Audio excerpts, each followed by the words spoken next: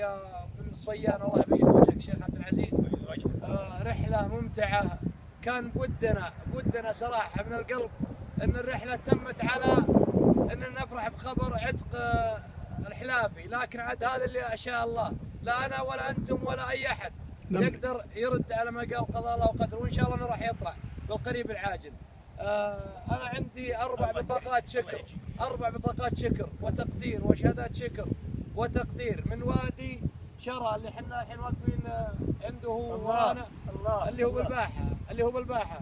أول شهادة شكر لشيوخ الحلافات، الله يبيض وجيههم على كرم الضيافة اللي استقبلوا شيوخ شمر من مشوا لين جو بالفنادق وبالسيارات وبالطيارات، وكل أمر نلقاهم قدامنا، ووجبونا وقدرونا وسكنونا عندهم ببيوتهم، الله يبيض وجيههم مدة 3 أيام.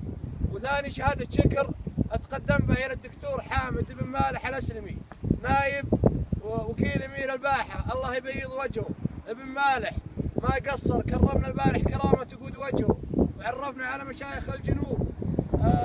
شهادة شكر الثالثة للشيخ بن سويعد شيخ بني كبير، الله يبيض وجهه على ضيفة اليوم الصباح اللي فطرنا وقدرنا وجاب شعراء بني غامد وقصد مشمر قصايد مدح.